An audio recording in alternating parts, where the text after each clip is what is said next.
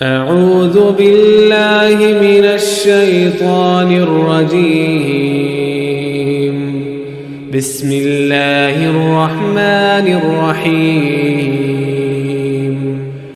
پیارے دوستو، آج کی ویڈیو میں حضرت اسماعیل علیہ السلام کی زندگی کے چند اہم واقعات بیان کیے جائیں گے جن کا جاننا ہر مسلمان کے لیے ضروری ہے۔ بی بی ہاجرہ علیہ السلام نے بیٹی کی تربیت اور تعلیم پر خصوصی توجہ دی۔ 13 سال کا طویل عرصہ جسے پلک جھپکتے گزر گیا۔ حضرت اسماعیل علیہ السلام مکے کی مقدس فضاؤں میں آب زمزم پی کر اور صبر و شکر کی پے کر عظیم ماں کی آغوش میں پروان چڑھ کر بہترین صلاحیتوں کے مالک خوبصورت نوجوان کا روپ دھار چکے تھے۔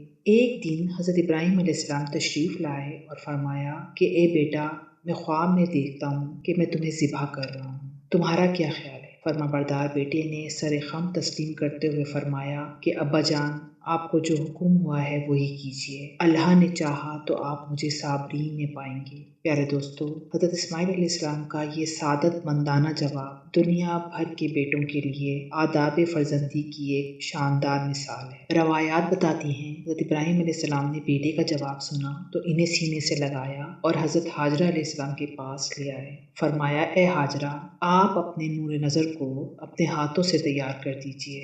ممتا کے شیریں، مقدس اور انمول جذبوں میں ڈوبی ماں نے اپنے اکلوتے بیٹے کو نئی پوشاک پہنائی، آنکھوں میں سرما اور سر میں تیل لگایا اور خوشبو میں رچا بسا کر باپ کے ساتھ باہر لے جانے کے لیے تیار کر دیا۔ اسی اثنا میں حضرت ابراہیم علیہ السلام ایک تیز دھار چھری کا بندوبست کر چکے تھے۔ پھر بیٹے کو ساتھ لے کر مکے کی جانب منا سے باہر چل دیے۔ شیطان نے باپ بیٹے کے درمیان ہونے والی گفتگو سن لی تھی۔ جب اس نے صبر و استقامت اور اطاعت و خداوندی کا یہ روح پرور منظر دیکھا تو مضطرب ہو گیا۔ اس نے باپ بیٹے کو اس قربانی سے باز رکھنے کا فیصلہ کر لیا۔ چنانچہ جمرہ عقبہ کے مقام پر چھپ کر کھڑا ہو گیا۔ حضرت ابراہیم علیہ السلام کے ساتھ موجود فرشتے نے کہا کہ یہ شیطان ہے، اسے کنکریاں مارے۔ حضرت ابراہیم علیہ السلام نے اللہ اکبر کہہ کر اسے 7 کنکریاں ماری جس سے وہ زمین میں دھس گیا۔ نبی آقا السلام کچھ ہی آگے بڑھے تھے کہ زمین نے اسے چھوڑ دیا اور وہ جمرہ وسطیٰ کے مقام پر پھر ورغلانے کے لیے موجود ہوا۔ نبی آقا السلام نے دوبارہ کنکریاں ماری، وہ پھر زمین میں دھسا۔ نبی آقا السلام کچھ ہی آگے بڑھے تھے کہ وہ جمرہ اولا کے مقام پر موجود تھا۔ حضرت ابراہیم علیہ السلام نے تیسری بار اللہ اکبر کہہ کر کنکریاں ماری تو وہ زمین میں دھس گیا۔ پیارے دوستو، اللہ تبارک تعالیٰ کو ابراہیم خلیل اللہ کا شیطان کو کنکریاں مارنے کا عمل اس قدر پسند آیا کہ اسے رہتی دنیا تک کے لیے حج کے واجبات میں شامل فرما دیا۔ البتہ شیطان اپنی ناکامی پر بڑا پریشان۔ تینوں مرتبہ کی کنکریوں نے اس کے جسم کو زخموں سے چور چور کر دیا تھا۔ اچانک اسے ایک نئی چال سوجھی اور وہ عورت کا بھیس بدل کر بھاگم بھاگ حضرت ہاجرہ علیہ السلام کی خدمت میں حاضر ہوا اور بولا، اے اسماعیل کی ماں، تمہیں علم ہے کہ ابراہیم علیہ السلام تمہارے رخت جگر کو کہاں لے کے گئے ہیں؟ حضرت ہاجرہ علیہ السلام نے فرمایا، ہاں، وہ باہر لے گئے ہیں، شاید کسی دوست سے ملنے گئے ہوں۔ شیطان نے اپنے سر پر ہاتھ مارتے ہوئے کہا، وہ تیرے بیٹے کو ذبح کرنے وادی مینا میں لے گئے ہیں۔ حضرت ہاجرہ علیہ السلام نے حیرت اور تعجب کا اظہار کرتے ہوئے فرمایا، یہ کیسے ممکن ہے کہ ایک شفیق اور مہربان باپ اپنے چہیتے اور اکلوتے بیٹے کو ذبح کر دے؟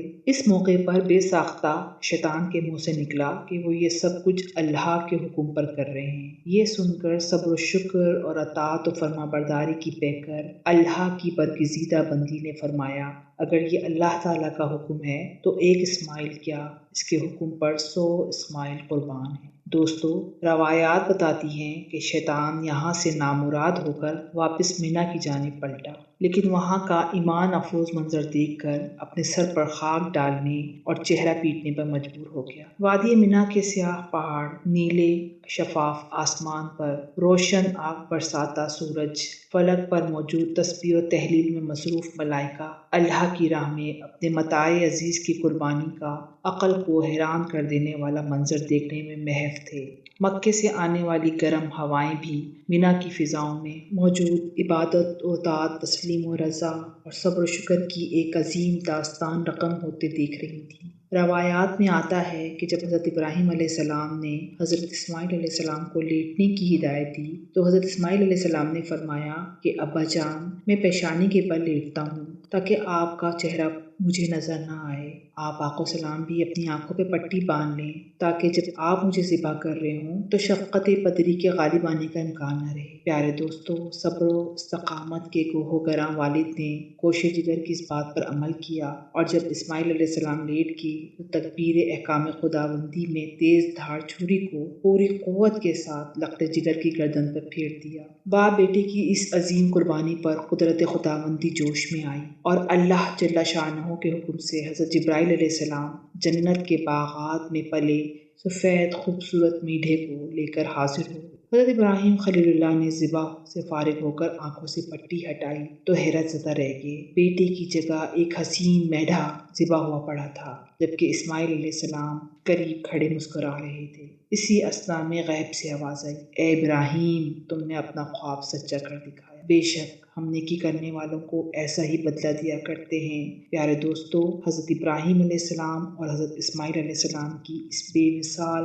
جذبہ اثار، اطاعت و فرما برداری، جرأت و استقامت، تسلیم و رضا، صبر و شکر پر مہر تصدیق ثبت کرتے ہوئے اللہ تعالیٰ نے قرآن پاک میں فرمایا ہے، اور ہم نے اسماعیل علیہ السلام کی عظیم قربانی پر ان کا فدیہ دے دیا۔ اللہ رب العزت کو اپنے دونوں برگزیدہ اور جلیل و قدر بندوں کی یہ ادا اس قدر پسند آئی کہ اسے اطاعت عبادت اور قربت خداوندی کا ذریعہ قرار دیتے ہوئے قیامت تک کے لیے جاری فرما دیا۔ پیارے دوستو، روایات میں آتا ہے کہ ابھی اسماعیل علیہ السلام 15 برس ہی کے ہوئے تھے کہ والدہ ماجدہ وفات پا گئیں۔ والدہ کی جدائی کا آپ آقا السلام کو بڑا صدمہ تھا۔ آپ اکیلے رہ گئے تھے، چنانچہ والد کے پاس ملک شام جانے کا ارادہ فرمایا، لیکن قبیلے اور شہر والوں کو آپ علیہ السلام کی جدائی گوارا نہ تھی، لہٰذا قبیلے والوں نے آپ علیہ السلام کا نکاح ایک قبیلے کی ایک لڑکی عمارہ بنت سعد سے کر دیا۔ ایک مرتبہ حضرت ابراہیم علیہ السلام ملنے کے لیے آئے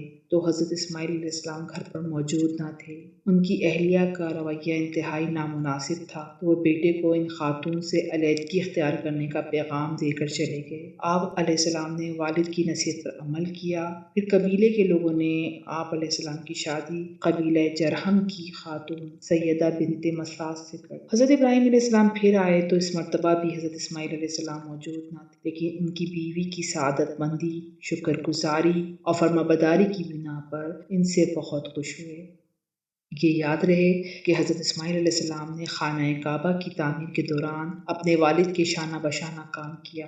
آپ علیہ السلام پتھر اور گارا والد کو دیتے جاتے اور وہ انہیں دیوار پر چنتے رہتے۔ روایات میں ہے کہ خانہ کعبہ کی دیوار پر جو پتھر آویزہ ہوا اسے اسماعیل علیہ السلام نے 5 پہاڑوں سے جمع کیا تھا، جن کے نام کتابوں میں کچھ اس طرح ہیں: طور حرا، طور زیدہ، طور لبنان، طور جودی، طور سینا۔ اس طرح حضرت اسماعیل علیہ السلام حضرت جبرائیل علیہ السلام کی نشاندہی پر جبل ابو قیس سے حجر اسود لے کر آئے جو جنت کا یاقوت ہے۔ سورہ بقرہ کی آیت 127 میں اللہ تعالیٰ فرماتے ہیں، اور جب ابراہیم اور اسماعیل بیت اللہ کی عمارت اونچی کر رہے تھے تو دعا کیے جاتے تھے کہ اے ہمارے پروردگار، ہماری خدمت قبول فرما، بے شک تو سننے والا اور جاننے والا ہے۔ پیارے دوستو، خانہ کعبہ کا پہلا متولی ہونے کا اعزاز بھی حضرت اسماعیل علیہ السلام کو حاصل ہے، کیونکہ تعمیر مکمل ہونے کے بعد حضرت ابراہیم علیہ السلام نے خانہ کعبہ کی صفائی، امامت اور آنے والے زائرین کی خدمت سمیت تمام کام حضرت اسماعیل علیہ السلام کی خدمت میں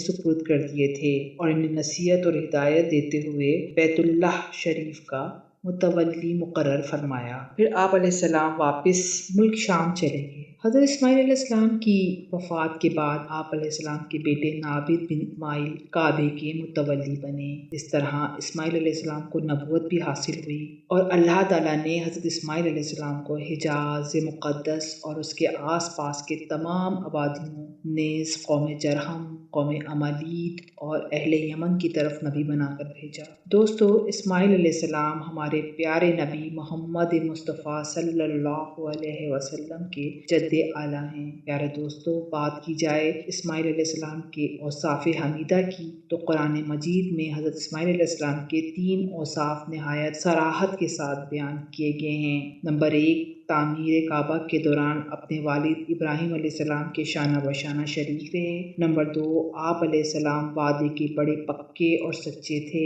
نمبر 3، آپ علیہ السلام لوگوں کو نماز اور زکوٰۃ کا حکم دیتے رہتے تھے تاکہ وہ اللہ کے عذاب سے بچ جائیں، جیسے کہ اللہ تعالیٰ نے قرآن پاک کی سورہ مریم کی آیت نمبر 54 اور 55 میں فرمایا: اے نبی، کتاب میں اسماعیل علیہ السلام کا بھی ذکر کیجیے، بے شک وہ وعدے کے سچے اور ہمارے بھیجے ہوئے نبی تھے، اور وہ اپنے گھر والوں کو نماز اور زکوٰۃ کی تعلیم دیتے تھے، اور وہ اپنے پروردگار کے ہاں پسندیدہ اور برگزیدہ تھے۔ دوستو، جہاں تک بات ہے اسماعیل علیہ السلام کی اولاد کی، تو حضرت اسماعیل علیہ السلام کی دوسری اہلیہ سیدہ بنت مزاح سے آپ کے 12 لڑکے ہوئے۔ سب کے سب اپنی قوم کے سردار بنے اور ہر ایک نے الگ الگ بستیاں آباد کیں۔ ان کی اولاد اتنی کثیر تعداد میں بڑھی کہ حجاز سے نکل کر شام، عراق، یمن تک پھیل گئی۔ امام ابن کثیر رحمۃ اللہ علیہ لکھتے ہیں کہ حجاز مقدس مکہ مدینہ کے تمام عرب اسماعیل کے 2 صاحبزادوں کی اولاد میں سے ہیں۔ پیارے دوستوں، مورخین نے لکھا ہے کہ جو شخص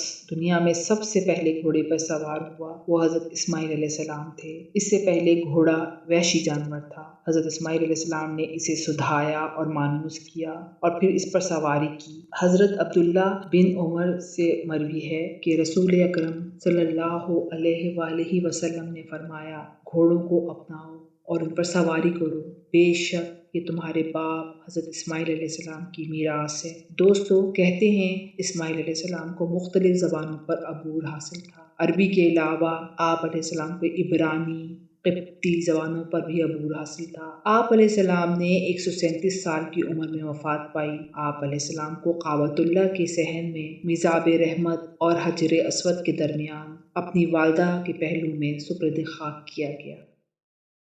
آپ سب دوستوں سے گزارش کرتی ہوں کہ ابھی تک اگر آپ نے ہمارے اس چینل کو سبسکرائب نہیں کیا تو برائے مہربانی سبسکرائب کے بٹن پر کلک کر دیں اور ساتھ بنے بیل آئیکن کو بھی پریس کر دیں۔